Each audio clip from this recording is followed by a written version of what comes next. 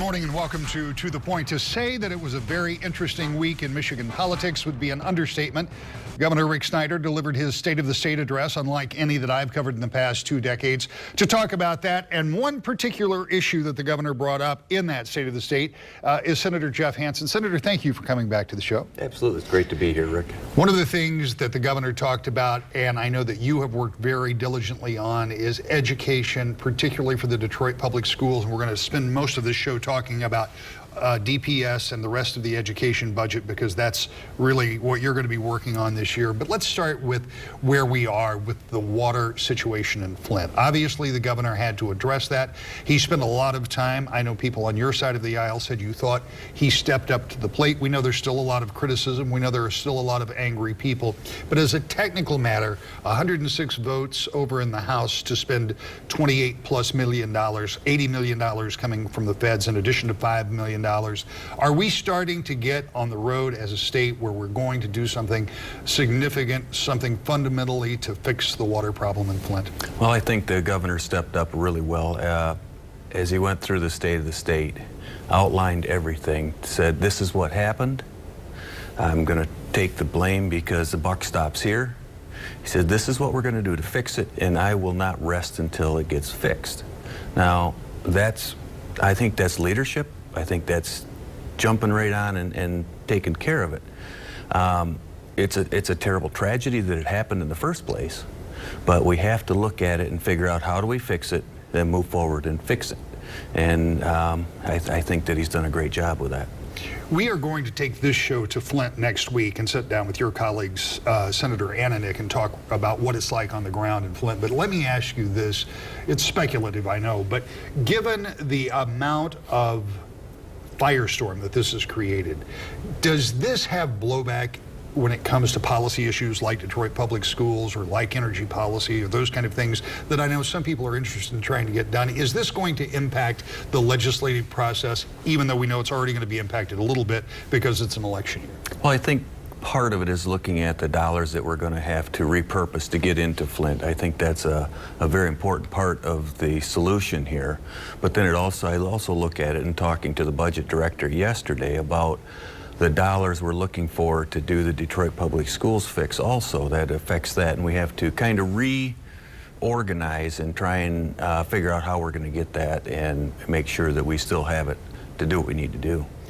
The Senate will take up that same bill that the House had last week. They'll take it up this coming week, and I understand that there may be an amendment for more early childhood, but the Senate will probably dispatch of that this week. Yes, I think the appropriations will be taken up Tuesday or Wednesday. Okay. Let's move on. Let's talk a little bit about Detroit Public Schools. Before we start to talk about the fix, let's talk a little bit about the problem. You've got a school district that has got a lot of debt. In some ways, it's not unlike the city. It's a different process. You don't go through bankruptcy with the school district. But in some ways, there's a lot of what was referred to as toxic debt that is linked to the Detroit Public Schools. Tell me where that system is and why the state is involved. Well, we have to look back. In the last 10 years, they've lost about 100,000 kids. They've gone from 150,000 down to 47,000 kids. It's been a decline that's gone very, very fast. I don't think there's any district that could have kept up with trying to contract and not knowing how many kids are coming each year and trying to figure out your overhead, you know, with the number of schools and the number of teachers and all of that. And so they got kind of in this debt spiral that has been a real challenge. And right now it's somewhere between $1,100 and $1,200 per student per year that they are paying just in debt payments. And I'm looking at that as out of the $7,400 that comes from the state, that's a big chunk of money that is not going to educate the kids. So with that kind of debt, the school district obviously has a real performance problem. So the governor has asked on a number of occasions for the legislature to do something while trying to hold other schools in the state as harmless as possible, but to do something to get this back on track, and it's fallen on you because it's your committee. So what is it you're going to do? Well, it's actually something I volunteered for, because as we were going through it and as I was looking at it, and it's like I said, it's almost 47,000 kids, and to leave them in a failing environment it's unacceptable. we have to make sure that they get the education that they deserve. And so by looking at it and trying to, the governor he's put his ideas out, and I got the bill maybe 3 months ago, maybe 3.5 months ago, after they'd gone through. And this is not an easy situation because it's, it's very emotional. There's a lot of different moving parts in it, and trying to balance all of the different groups that have involvement in it it's taken me a little while to get from where we started to when I put the bill in, and it wasn't because we weren't working on it. It was, I've been to Detroit probably a dozen times in the last 3 months. In fact, when I was down there last Friday, the mayor, I was at we were doing a school tour, and the mayor was there for the beginning of it, and he says, well, Senator Hansen is now, an honorary Detroiter because he's been here so much, and they've been great partners to work with in trying to come up with a solution. It's just very difficult to come up with a solution that everybody is somewhat happy with. Republicans are in the majority, big majority, over in the Senate, and there are some East Side Republicans, but it is a committee that you have, but you've taken it on, and I think that the governor even pointed out during the State of the State, it's nice to have somebody from the West Side who bothers to pay attention to the Detroit public schools. Is this something that is a difficult sell to people who aren't from the immediate Detroit area, or do a lot of your colleagues understand that this impacts, as you say, 47,000 students who deserve an education as much as anybody else in the state? Well, my colleagues understand that we have a huge problem. They understand that we have to figure a way to get from where we're at to where the kids are successful. But saying that it's going to be a challenge, it is, because it's a large amount of dollars. But we have to, look at it as if we go into bankruptcy, the cost is so much more, plus the disruption, and plus all of the other things that go with it. And I try not to look at it as an East Side, West Side thing, and I took it on because I think that somebody outside of Detroit was better equipped to handle, because of the local politics that go on in Detroit. I can come in and look at it with open eyes, open ears, and talk to all of the different groups. I don't have to worry about being part of one group or part of another group. I can talk to everybody, Students First, Excellent Schools Detroit, the Detroit Chamber, the mayor, the Skillman Foundation, the American Federation of Teachers, all of the people, the different clergy, sitting in parent groups, and these are all groups that I've already sat down with and talked about the importance. And plus, I'm keeping my Detroit colleagues, we're having meetings. It was every week for a while, and then we got to a point where we're trying to finish what we put in, and just making sure I'm listening to what they have to say, because it's their schools, and I want to make sure that we can make them successful, because this whole thing isn't about just giving them money and walking away. It's about how do we help them be successful. You talk about meeting with all these stakeholder groups, and you talk about the emotion, because our schools are important to us, our kids are vitally important to us, and so you talk about having that outside perspective. But you also said something else that I think deserves some explanation, and you said if these schools go bankrupt, the disruption for the students would be unmeasurable. But you said it would be more expensive. Talk about the state's obligation when it comes to those liabilities that a school district like Detroit has if they should become insolvent. Right. This is different than the Detroit bankruptcy, because most of what they owed were to vendors and to bondholders and different things like that. Most of what the school district owes is to the state, or we are on the hook for it because we have backed them for bonds that they have let. So it goes from the $70 million a year for about 10 years to, we're looking at $1.5 billion. I think their total is $3.5 billion that they owe. But a lot of that will be paid off with the millage that they have okayed to pay off the bonds. But we could be on the hook for a lot more than what we are. And you just said about 70 million, that's over a decade, so $715 million, something like that is the number that I think you've been using. Yeah, 715 is the one that we've been using, 515 of immediate debt, and that goes from paying the loans that the state has given to them. We have 2 years of their retirement that have to be paid. There's vendors that have to be paid. And then we have about 200 million that we're looking at to make sure that they don't go back into debt, because this is changing and removing all the debt and moving them into actually a new school district. When you prepare for this kind of thing, is there any way that you can with certainty project what that school district's going to look like? I don't know if anybody would have said 10 years ago that 100,000 students are just going to evaporate out of this school district. So as you look at this today, can you make a calculation of the size of that district in another 10 years? Well, we've got some ideas, and we've worked the numbers and worked it down to below what we think they're going to get to. We want to make sure that we're doing this right and not underestimating what the real issue is going to be. And I think by helping them to turn around and have better results in their education, they're going to start losing less students. You know, you've got a lot of parents that are taking their kids out because they're looking for a better education for their kids. We need to help them in turning around what they're offering to make sure that they get as good an education as any school in the state. $700 million, pretty good chunk of change. We're going to talk about where that might come from and more about education funding in general when we come back with more To the Point.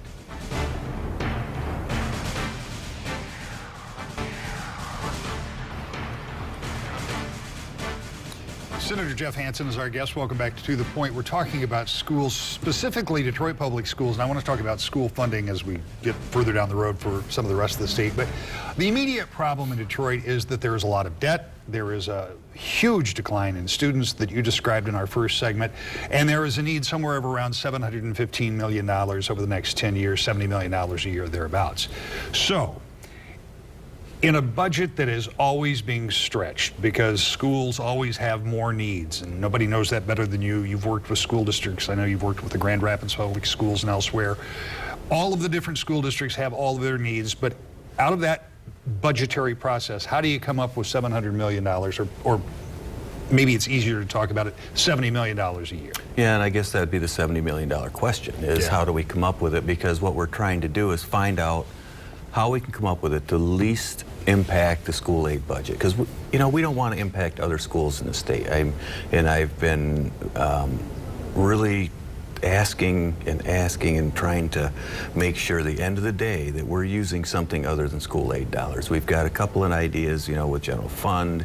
There was some talk about the tobacco settlement money and trying to work through this and use something other than that, because we don't want to negatively impact the futures of our other schools. It wouldn't take they wouldn't go down from where they're at. It's just the future growth that would be a concern. And that's certainly going to be a concern with superintendents who are watching this show this morning, because there are some of them that will say, you know, we've been flat or stagnant, you know, for the per pupil that's coming back in the classroom, and that would be a huge concern for them. I want to stop here, and I want to get off track for just a second, because somebody's sitting right now saying, well, look, you got a $50+ billion budget. You're talking about $70 million a year. But as always, when we talk about budgets, this money is in different piles. School aid fund is one section. General fund is another section. There's a lot of restricted money that's in that. So it's not like you just have a big pile of $55 billion that you can start pulling money out of there. So if you take money from the general fund, then that's going to take some kind of positive action from you and your colleagues on both ends of the Capitol to make that so, to dedicate that money. Can you do that and commit future legislatures to that same kind of spending? Well, there's a couple of things. You cannot commit future legislatures to it. And one of the thoughts is taking and try and come up with the money and setting it aside now, the 700, if we can come up with something like that. And then every year it would put $70 million into the school aid fund to cover the cost of you know, the whole thing was, and I probably should explain what we're looking at, because it's kind of like what we did in my district, Muskegon Heights Public Schools, when they got into financial hardship. They actually made a new school district.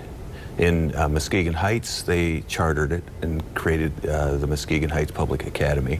And then they took the old school district and you set it aside with no students, and they exist solely for paying down the debt. They're collecting the 18 mills non-homestead, paying down the debt for however long it takes. Now, Muskegon Heights is a little longer.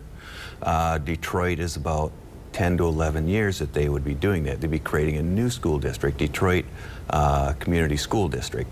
Detroit Public Schools, DPS, would be moved over, and they would have no students, but they'd be there just to collect the debt. We won't be chartering the new district. It'll still be the same, traditional public schools. It'll just be that they will not have the debt moving over with them. They'll still have the same employees, they'll still have everything, the buildings go with them and all of those things. So it's getting them out of debt, getting that $1,100 to $1,200 back into the classroom where it should be so that the kids can get their education. There is a funny phrase that people sometimes use in government, and they say surplus, when there is more money than government had counted on. I suggest there is no surplus money in government. There's just money that hasn't been spent yet. But no matter how you categorize that, there is some money that hasn't been attached from this past year. Is it about $500 million? Yeah, I think that's about where it ended up. I think it was a little less than that. So one of the suggestions that I heard some people talking about actually on Tuesday night on State of the State were saying, well, why not use some of that money and do just as you said, set it aside so it can be parceled out for the old DPS and for the benefit of the new public schools that will be created in Detroit? That's one of the things we are looking at, but you got to remember that we had to make some changes because we have, you know, we've got, was it 28 million that we're just okaying for Flint? And that's just the beginning. We've got a lot of things that we're trying to do. We're trying to make sure that the early childhood is very good, because if there's any problem from the exposure to the lead, that we want to make sure they have every opportunity to be successful. And so we're going to start with the early childhood. I've seen where, what did I just see, the number of cases of water, I think it was 1.3 million cases of water been distributed in Flint. So it's been an ongoing thing, trying to make sure that we're doing the right thing, and it's going to cost money to do that. And so that really does kind of put a fine point on the problem, because while there may be money that is unattached, we know, as you point out, Flint is just one place where you're going to need money, and there are other areas that are also in need, and so you have to consider those all together. So, as you said here today, knowing that first you will deal with Flint and the issue that the House dealt with this past week, then moving forward, the governor put a very high priority on the Detroit Public Schools issue, but we also know that Senator Knopf and others have a very big agenda item when it comes to energy. How much of all of that can get done in an environment that is pretty politically charged? Is the election cycle coming up, and I know it doesn't impact you guys in the Senate as much as it does. There's an election this year? Over at the House, because you're not up for election this year. But those are really three big, heavy lifting items. I mean, I think the Flint thing goes pretty quickly, because I think that there's an understanding that that's an immediate need that has to be taken care of. But some of these other issues can get bogged down in politics. How worried are you about them? Well, I think we have two big ones that we have to address. I think Flint and Detroit Public Schools are the ones that have to be done this year. The problem, one of the problems we have is with Detroit Public Schools is it looks like they're going to run out of money in April. We're going to have to emergency loan. We can't put the kids out on the street. They have to go to school. We have to make sure they get educated. The law, the Constitution says they're going to get an education. So we have to address it, and I think we have to do it on a timely manner. We have to get working on it very quickly and try and get through it as quick as we can. So when you say that, and as you and I sit here and talk about it in a quiet environment, it seems logical that the state's responsibility, it's not just a constitutional responsibility, it's a moral responsibility to teach children. So that seems logical. But you also talked about the emotion, and for some legislators, there will be emotional attachments to some of this, and there will be people asking why and how and shouldn't we. So this isn't just a matter of having a calm conversation. Well, hopefully it will be a calm conversation, but it's just not as simple as saying this needs to be done. You have to get people to come along with you. You've got to get to the 20 votes or 90, whatever. Right, and the whole thing is it has to be explained. It's not a 30-second explanation because it's a longer-term thing. We have the opportunity of a lifetime to make the difference in 47,000 kids' lives. This is like hitting the reset button, and allowing them to make a school district that is world-class. And if we can't get to an agreement on this, it's going to be very difficult for them to get to that point again, ever. I think, that we're having this discussion. People understand that we need to act because Detroit's doing very well. But we have the problem that without a school district that does very well in Detroit, they will never reach the potential that they should be at. And so we need to pay attention. They're our largest city. They mean a lot to the state of Michigan. We've got about 2 minutes left, 2.5 minutes left, something in that neighborhood, and I want to talk about school funding in general, because with this conversation comes the next question. You're getting ready to do another budget. The budget process will start almost immediately, I would guess. And in that budget, we know two things. We know that there's going to be a big consideration for Detroit public schools. We know that there will be additional appropriations, almost certainly, for Flint in this new budget year, because the governor's already called for that.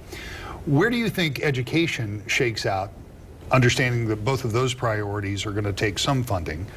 What about the rest of the schools, all of the other districts that are listening in this morning saying, hey, what's going to happen to us in the coming year?